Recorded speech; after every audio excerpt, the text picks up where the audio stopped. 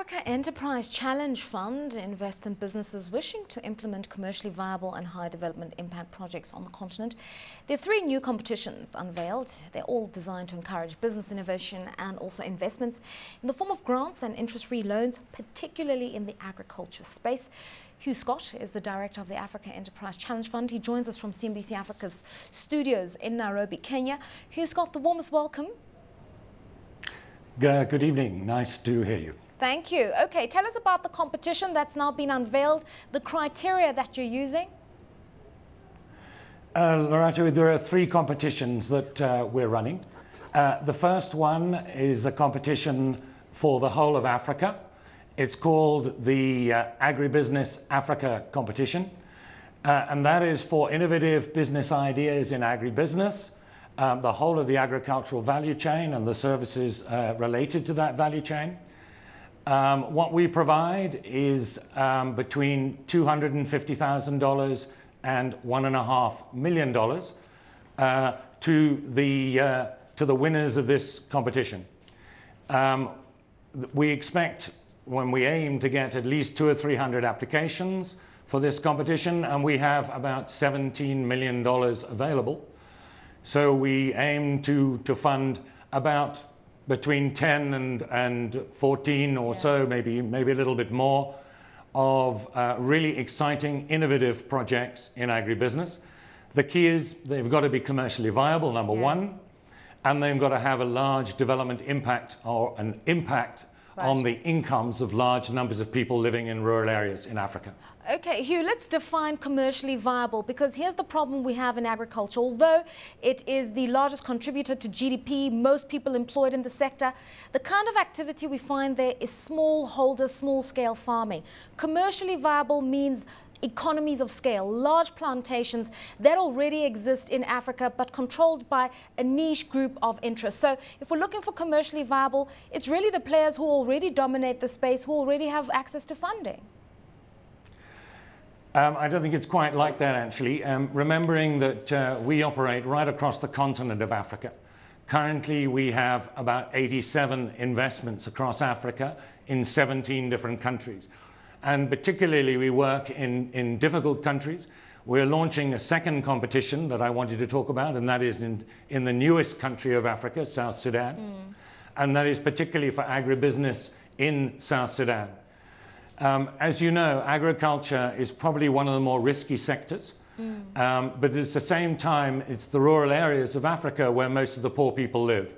And trying to promote and encourage investment in Africa's rural areas is one of the key ways to make a difference to large numbers of poor people and increase their incomes. What sort of funding do you provide as the AECF once you've identified projects? Because some people in the agro space would say to you, the biggest risk they have to incur is land ownership, because the laws are varied across Africa. Sometimes there are no property rights. Others say what they really need is consistent funding in the input side of things, fertilizers, irrigation, that sort of thing.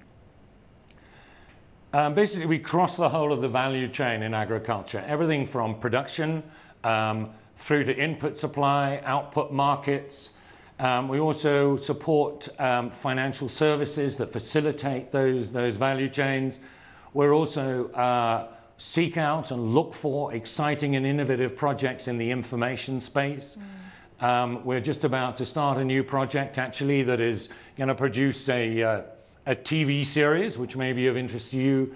That's going to be called Shamba Shape Up, which is a program based about, it's edutainment, shall we say, to demonstrate the improvements that can be made on smallholder farming. Just to broaden it a little bit, we also not only fund agribusiness, and we have a competition for that across Africa, as I mentioned, we also have a competition for South Sudan in agribusiness, as I mentioned also. But the third of our competitions, which is also very exciting, is called React. And that competition focuses on innovative ideas in renewable energy, and even more importantly, on exciting new business investments that will help small farmers adapt to climate change. Let's talk about climate change, obviously, because we are headed into COP17. It's a very important moment for Africa.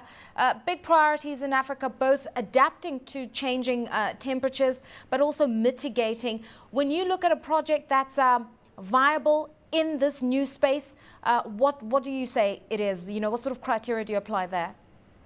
Well, it's not so much the criteria. I mean, we have criteria for all our competitions. We have eligibility criteria, which are around the space of must be private sector company, can be from anywhere in the world, but the activity must happen in Africa, etc. And we set selection criteria for each competition. And the core criteria we're looking at is the capacity of the company to implement what they say, the commercial viability, otherwise the benefits won't be sustained, and the number of poor people that will benefit by how much. I think, Hugh, what I'm trying to find out is in the environmental space. What are you looking at in terms of what's exciting? Well, we are, again, looking at how many people in rural areas will benefit. We're also looking at the reductions of CO2 emissions. Let me give you some examples. In the climate change space, the kind of things we seek are investments, for instance, on weather index insurance, because things are risky in that space, where farmers can take out insurance on their crop inputs to reduce their risk. We look to support seed companies who are developing varieties that are more suitable to dry areas. We look to support companies involved in irrigation, because one of the big problems in dry areas of Africa is obviously the rainfall. We're particularly interested generally just in activities and business investments that will take place in arid and semi-arid areas of Africa. Hugh. Now, our REACT competition is actually, this round, which is our second round, is open only to the 5 countries in East Africa, Kenya, Uganda, Tanzania, Rwanda and Burundi. So we have this one competition for East Africa, one focused on South Sudan, and one focused on the continent as a whole.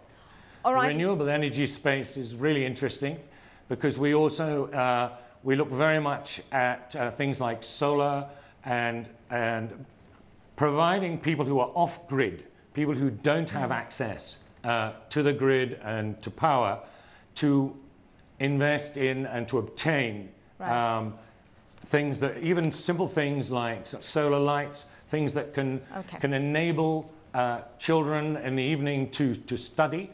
And to replace kerosene and charcoal and other things that are doing damage to the environment. All right, Hugh Scott, we have to leave it there, unfortunately. It's all about making people's lives easier in Africa. It's the Africa Enterprise Challenge Fund, 3 competitions that have been launched across Africa to find new and bankable and commercially viable projects in the agricultural space. Southern Sudan, a particular interest to him, and so too investments in renewable and alternative energies.